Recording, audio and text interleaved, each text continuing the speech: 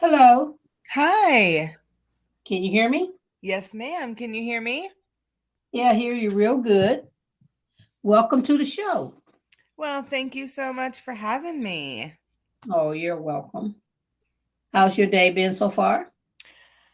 So far, it started with a little disagreement with my youngest baby about the costume she was wearing to school. So we had a little bit of a morning, but it Okay, ended in smooth sailing, and so far since then, it's been great. well, good. I'm glad that you are able to be part of the podcast today, and I'm glad that I'm able to talk to. If you want to give your name, you can. If you don't have to. Sure, my name is Megan. Okay, welcome, Megan. You want to tell us a little bit about what you've been through or your abuse that you've been through? Yes, I would. So I am I'm pretty well known in my community for many things. In a nutshell, you know, I've kind of, how do I say it? I really love the image and the reputation that I have. And one of the things that has always kind of made me a little bit afraid is like if I say that I'm a domestic abuse survivor, if I say that, I have walked through and overcome these things, then what are people going to think of me? And so for a few years now, I think God's really been kind of brewing it like within me to in some way shape or form share my story. So you having this podcast and presenting this opportunity to me, it really means a lot. I think we as women so often are kind of silenced in society, and quite frankly abuse is kind of ugly, and that's not something that people just want to talk about. So thank you for having this platform for me, and I'm anticipating future guests to share their story. Um, Growing up, my mom was also in abusive relationships. So, from the time that I was born until I moved out when I was 16, she had four husbands. I Wow. remember really vividly each and every one of those husbands abusing her. Um, Okay. my mom was also addicted to crack cocaine, and she loved us, me and my sister. She truly showed up the best that she could. However, she was facing a lot of things in her own self.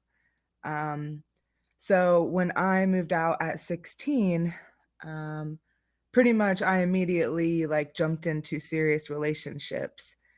And I had my first child right after I graduated. And her dad was very mean. He was kind of the guy that was like rough and tumble. He was known for being the class clown. Um, and we kind of, we had our little fling. It resulted in a baby. He and I didn't really work out. And I met this other man. Um, this man, pretty much from the moment I laid eyes on him, something in me said, "You're going to be my husband." Mm-hmm. He was sitting back with a beer in his hand, and he had on this Bengals jersey. And quite frankly, he kind of just looked like Billy Badass, and I loved that. So, for about 8 months, I spent kind of trying to like woo him, like you're gonna be with me. I want to be with you. I know you don't want a girlfriend, but I'm convinced that really you do, and that person should be me. Um, I didn't really know what I was getting in for with all Mm-hmm. of that. So about a year or so after he and I met, I was 20 at the time. He was a few years older. We decided we were finally going to have this relationship. And within the first 3 months, I had gotten pregnant and I was 14 weeks pregnant. And it Mm-hmm. was the first time that he put his hands on me and he pushed me. And I ended up losing that baby. And something in me couldn't I couldn't, recollect, like, I couldn't reckon in my mind that that was why. I blamed it on the baby must have had some type of disability, that God was sparing me, from that perhaps it's because I was so stressed at work. I was also in college at the time. Um, it just had to be because of all these other reasons. It couldn't have possibly been because last week, my boyfriend that I worked so long to pursue to like me had done this. Okay. Um, he and I were together total for 8.5 years. Out of those 8 years, um, it resulted in 5 times I tried to leave. Mm. All 5 of those times, I went to my family. Well, I tried to go to my family. He had really isolated me Understand. a lot, Understand. but they were all I had. And slowly but surely, he'd say I was sorry and I'll never do that Yes. again. And Yes. I'm going to church now, so things ain't going to be like that. And I would come back. Yes. And for 2 weeks or maybe a month was the longest he ever really could last in that like Prince Charming phase. Then it would all go right back to the verbal, Yes. to the physical, to even like he would take my car keys sometimes on Sunday mornings, knowing that I was going to go to church. And so I would even say I was spiritually abused by this man. To me, going to church was the only form of hope and support that I had. And for many of those years, he would even try to keep me from that. Um, finally, finally, once I had I had pressed two times, I had finally gotten the gall to call the police. Uh, Mm. and both of those times, it resulted in him having charges. And the last and final time, what really like was different, because I kept after I had left and came back and had hope that things would be different, and then he did this again, and then it just kind of kept getting like worse, each time I would leave and come back, and my Oh yes. Oh shame yes. got greater and greater, Yes. and my confidence in myself sometimes got lesser and lesser because I felt like I couldn't escape because I kept coming back. Um, Understand. what was finally different for me, I was in college studying about behavioral health. And I was in my like last semester. So we had all these different group projects and different papers and different things that we had to do. And part of the requirement was that we had to have our peers view our thing and give us feedback about it. And that was a really scary thing, but that was what I did. And over, people kept telling me, like, wow, you're so strong. Like, you're really good at this. You're really funny. Like, Mm. man, like when I grow up, I want to be like you. Um, I mean, they like over and over, people were saying things to me that I had never heard before.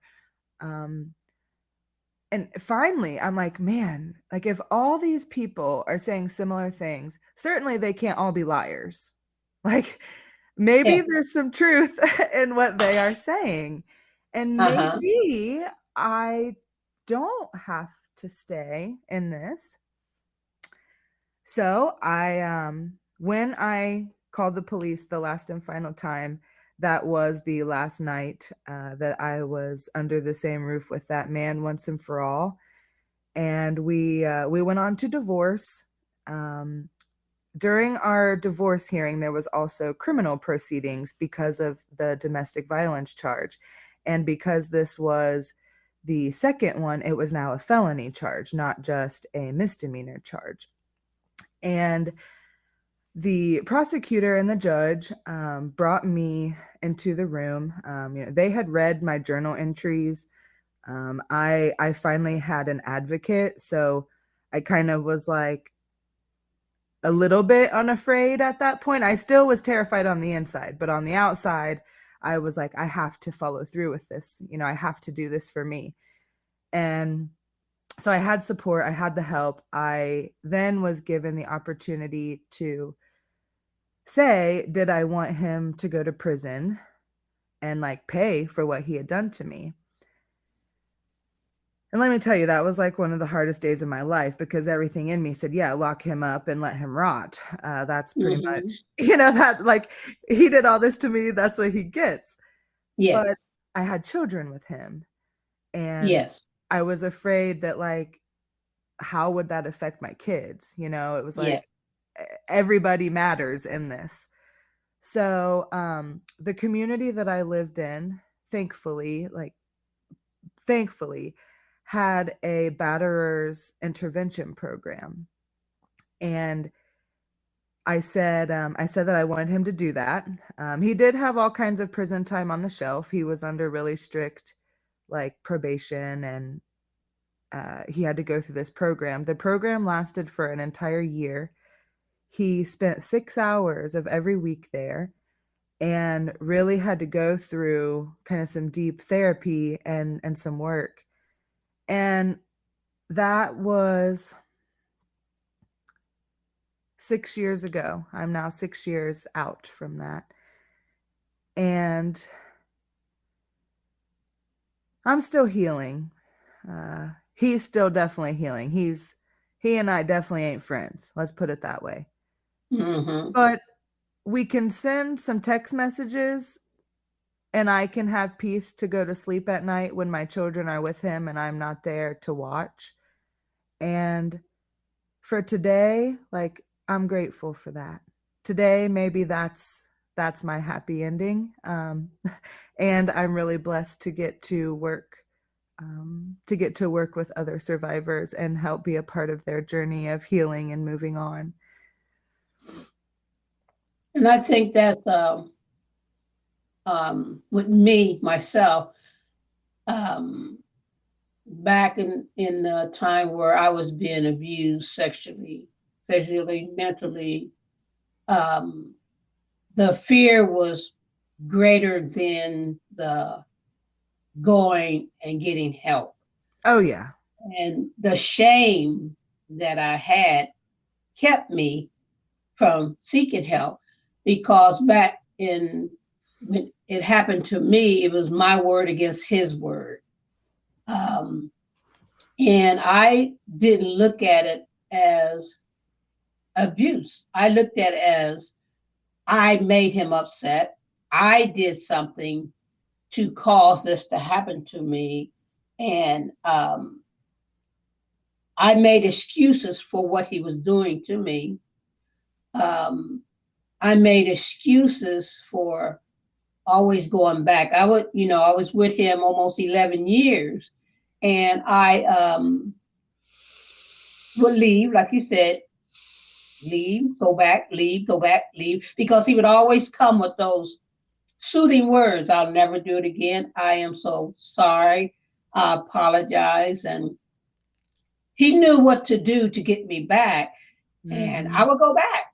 And for, let's say, a couple of months, it was good. There was no abuse or anything. But when he felt that, okay, I got her back here, I can do what I want to do.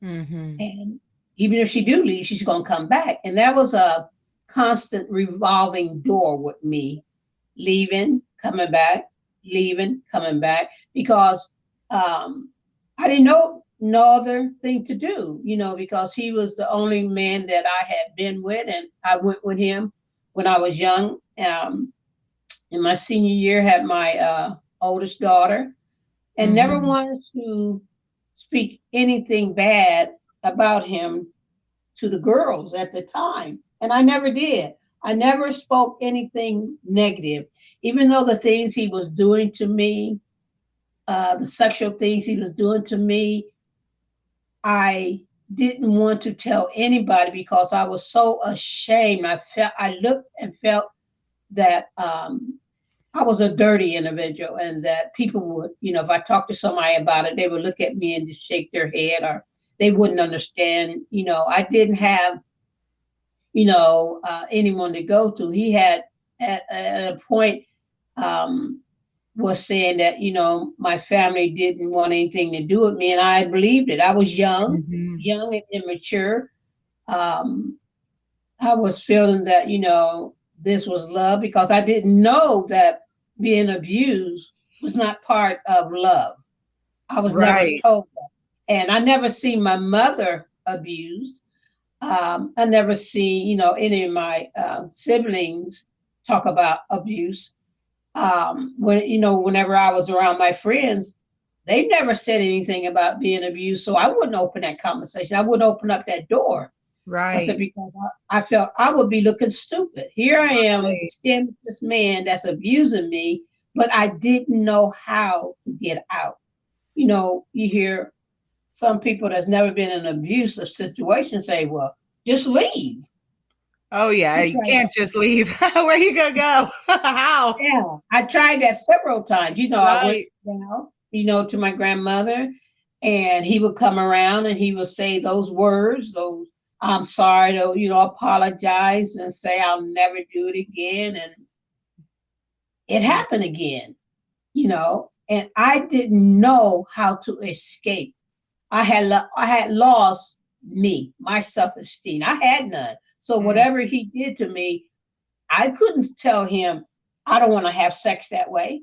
I right. don't want to do that to you, because if I did, I would get either slapped, I would get kicked, I would get pushed down, I would get pushed into the wall.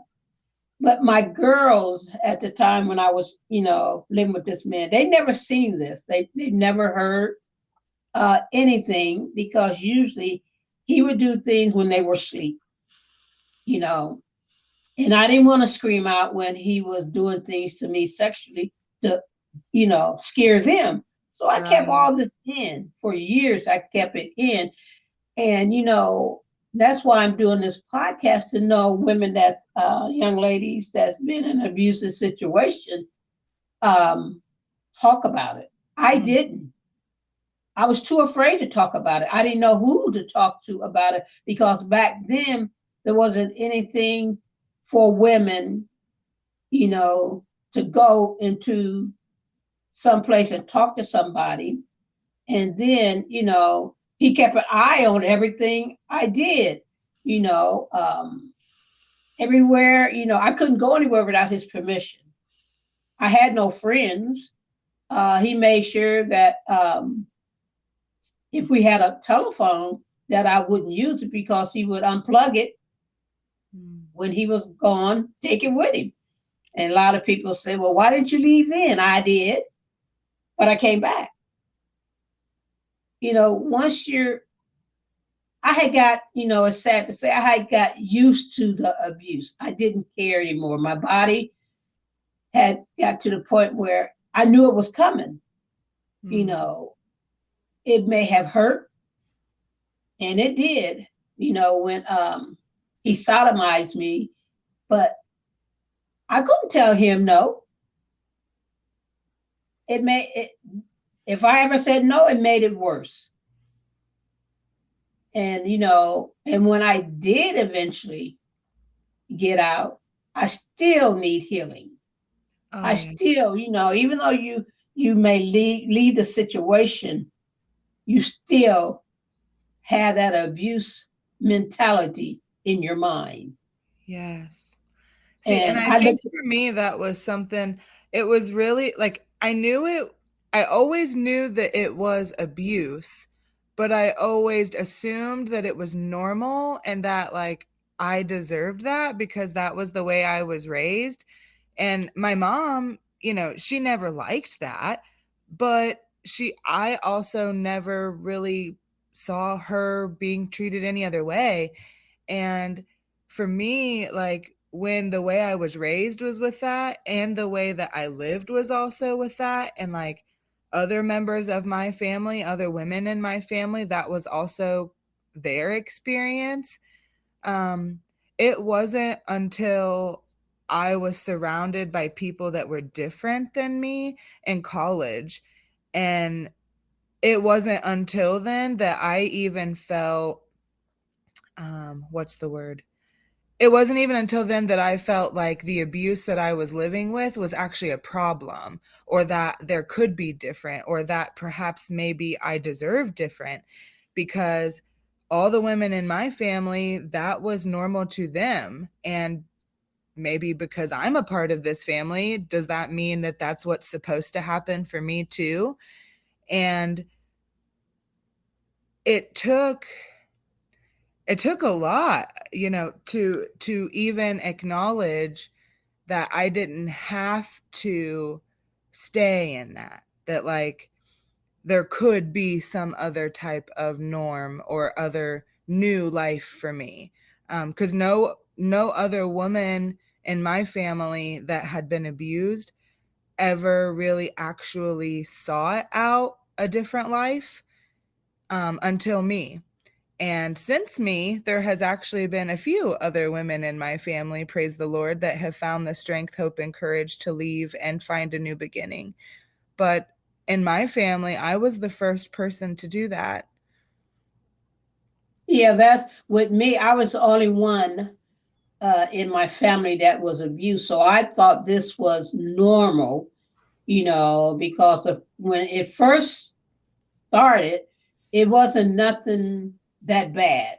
It's just a slap or cussing me out, Mm. and I didn't um, want him to be looked at any different. I didn't tell his parents or his sisters, anybody, about what he was doing because I felt that I caused this, I Mm. allowed this.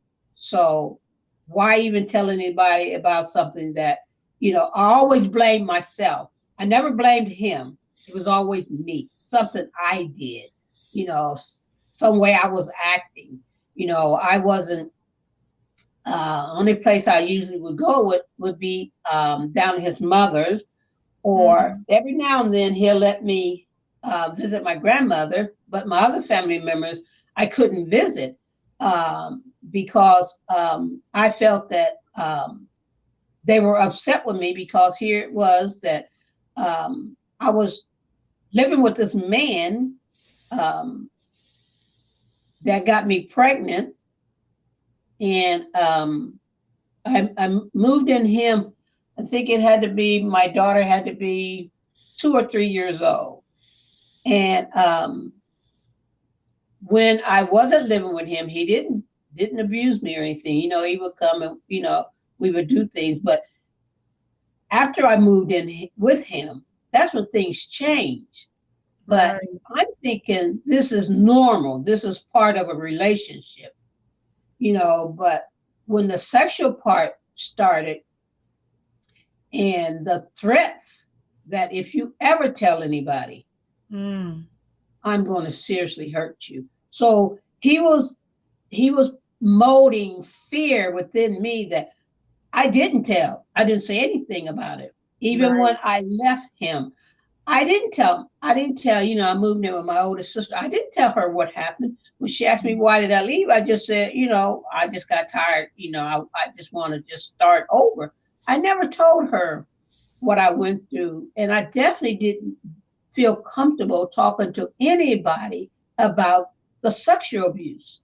Yeah. The things he made me do to him and the things he did to me.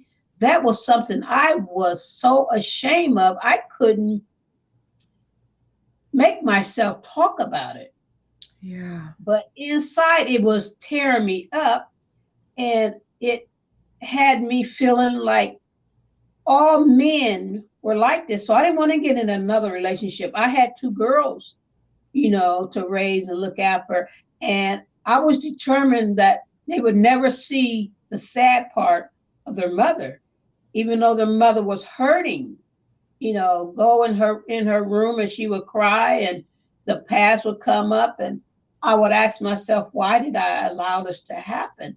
Why am I so stupid, so ridiculous? I mean, I beat myself up because I said I should have left him years ago, but I stayed with him. Even when he hit me upside my head and bust my head, my knuckles and all that. And when I went out to he took me to the hospital.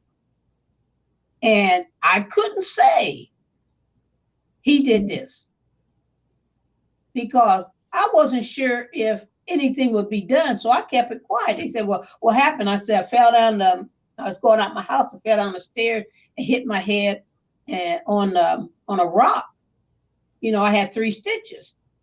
And when I went home, when I went back and I told the girls, mama fell, she'll be all right. Because he would look at me in a way that if you say it, I'm going to really hurt you. So I didn't talk about it. And then when I did, tell some policemen about it, they would always say, your word against his.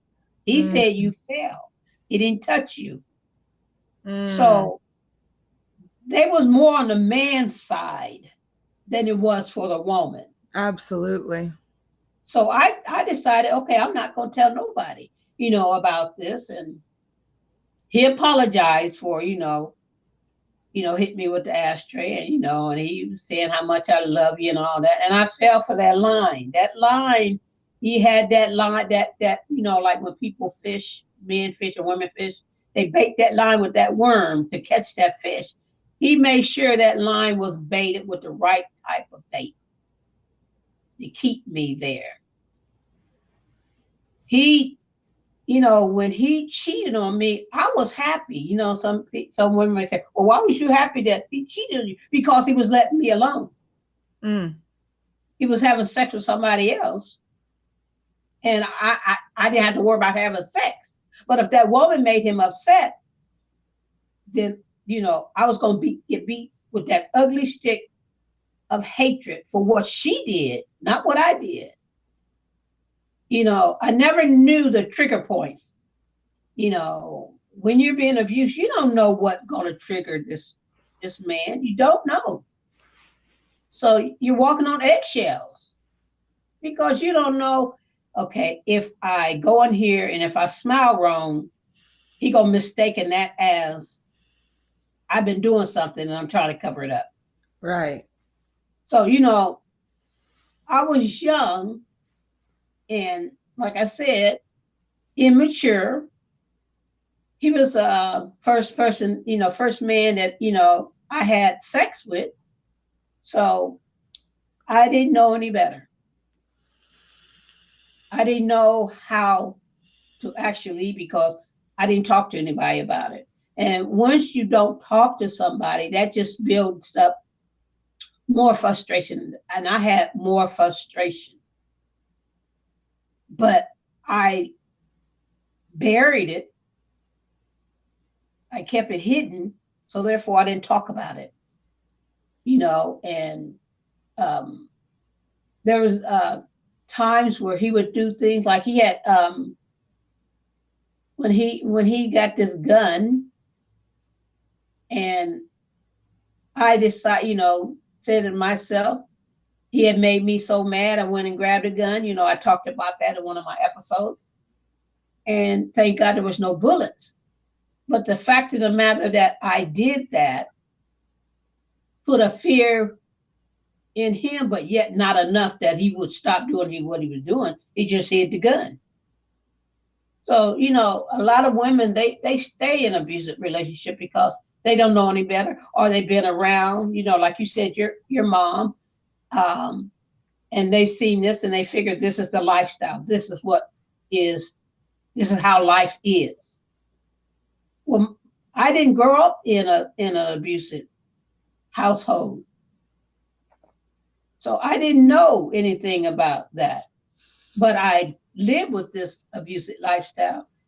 And to try to explain to someone who's never been in abuse, they wouldn't understand.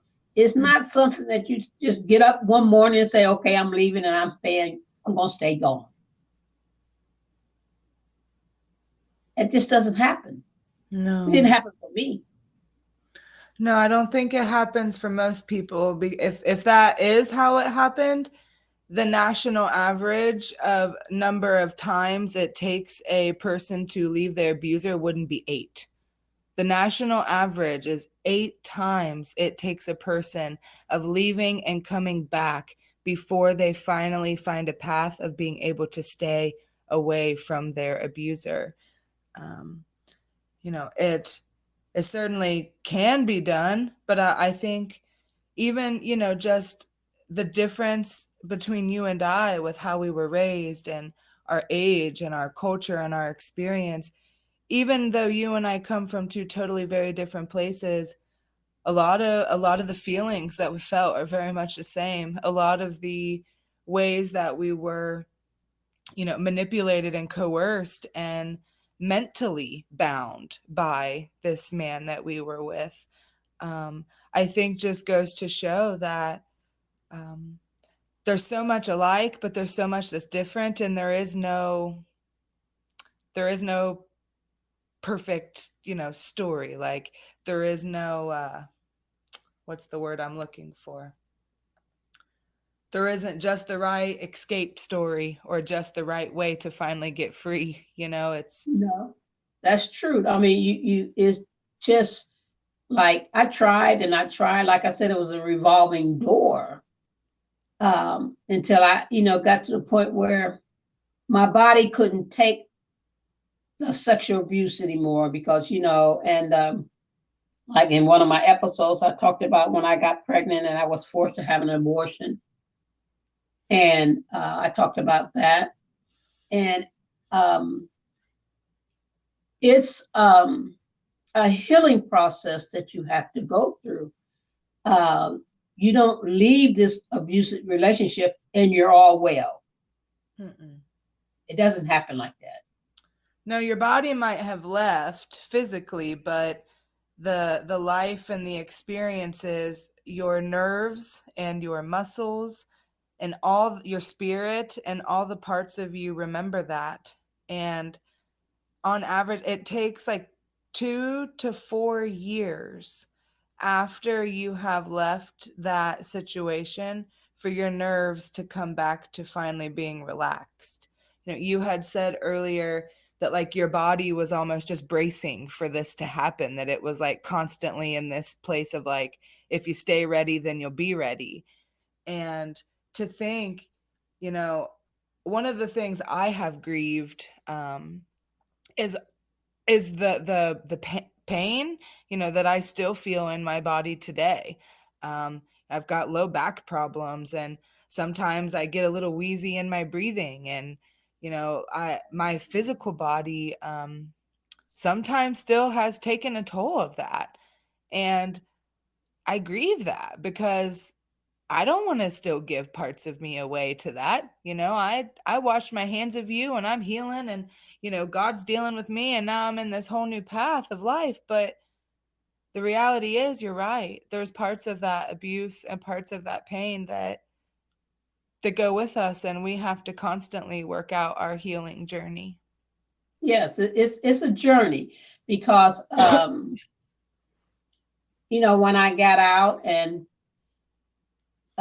even though I thought that I was, I thought that, how can I put it? I thought that I was free of him. Mm-hmm. Until, like I talk about that in another one of my episodes, I, went back and I got pregnant again. And then, the things he said, once I told him I was pregnant, your body, like what he did to me sexually.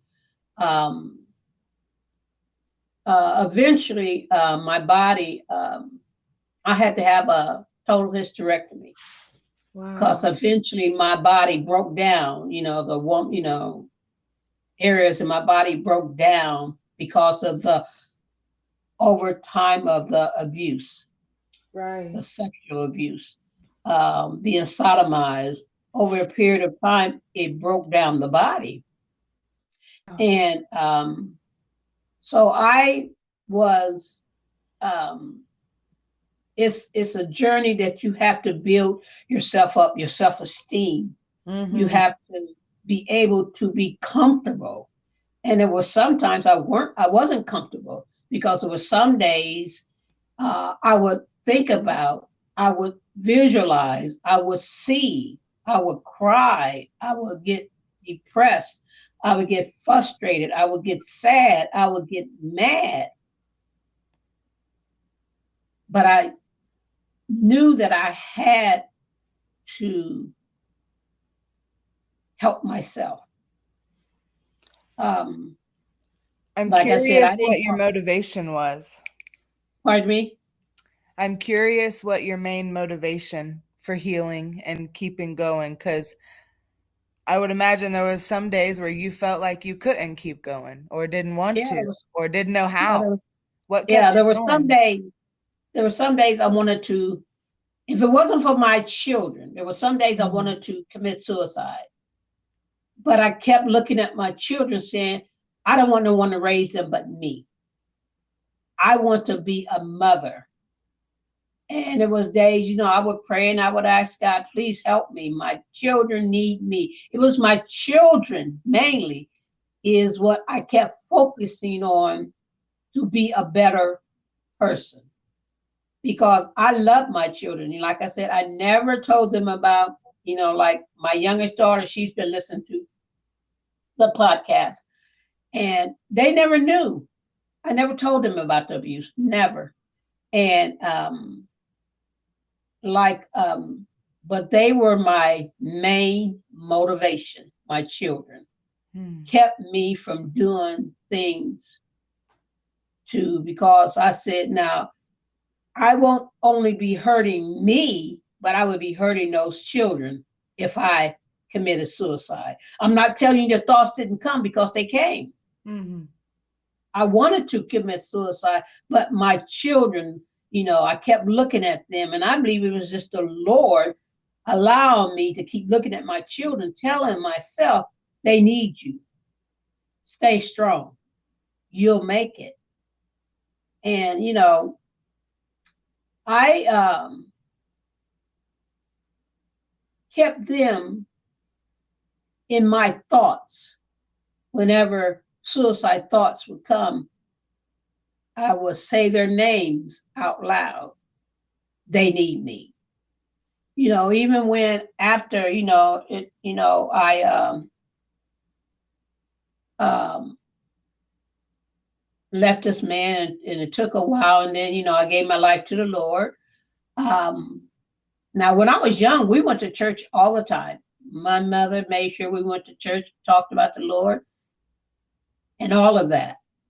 So when I did leave, was, after I had made a mistake and got pregnant again. And then over time, I felt that, I was healed. So when I got involved with this other man, he was a minister, we didn't have sex. And, I don't know if you listened to that one about when I got proposed to.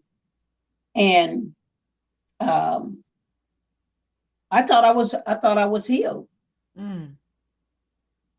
until he slipped a note underneath my door and said he didn't want me. Mm. And I knew I wasn't healed. And then I built a wall up against men in general because I felt all men are going to hurt me. Right. And that's not true. I was categorizing all men as abusers, and that's not true. Like I said, My podcast is not to bash men, bash relationship. My podcast is to tell of my journey through Mm-hmm. my abuse, what I went through to help someone else say, if she was able to do this, I can do it. Right. See, I didn't have that. I didn't have that where I could hear somebody else tell me about the abuse and how they got out. I never heard that. That Mm. was something that was talked about. You don't talk about abuse. That was a hush hush topic back when I was coming up. Yeah. That's how it was for my grandma and when she was growing up. And I think, from like even just from this conversation and from others that I have had, I think that one of the things that keeps people bound is isolation. When you can't talk about things, when you're not exposed to other people, when you don't have support.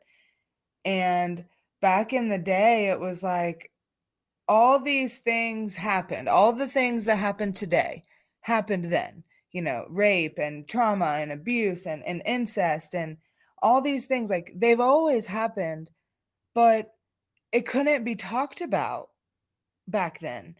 And No, it's such a shame that so many individuals who today, might just now finally be finding the courage to speak of their stories.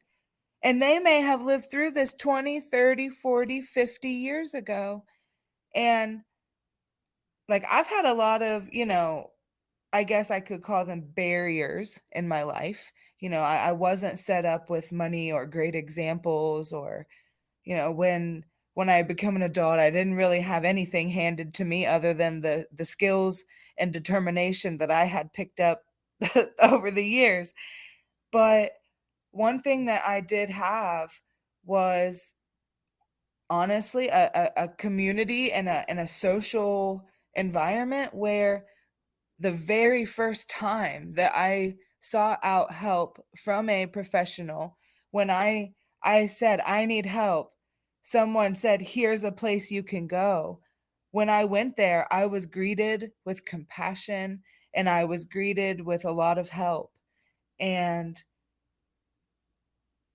I'm really thankful for that, because if I step out of my experience for a minute and I step in your shoes of however long ago this might have happened to you, it sounds like you didn't have that opportunity. And even if you no, would have wanted it, there wasn't anywhere where you could have went. true. And I that's one thing, like I don't particularly love all the media and all the ways that news and social media influences our life today. That's not all positive, but No, this is one positive, that folks now have the ability to talk about this, and they have the ability to find support, and they have the ability to know that they are not alone. yes. And, like I said, I just want to give my testimony, Oh, um, how I am a survivor and how I don't look at men as how I used to look at men. And I have chosen to be single.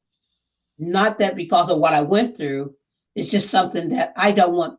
I don't want to be married. I feel that, I'm 68, I just don't want it. And it's not that because of, and it could be part of what I went through. And it could be just that I'm satisfied yeah. in how, being single. So there's nothing wrong with if a single individual wants to be married, just make sure you're totally healed. Because if you're not totally healed, if you get into a relationship and get, married, that frustration and that past is going to be right there. Yes. It's going to cause problems in your marriage. So make sure that you are totally healed before you get into another relationship.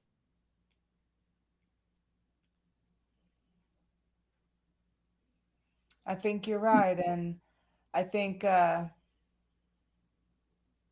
I really appreciate you sharing your story and giving me a place to share mine. And um, yeah, I was really, really blessed for this today. Me too.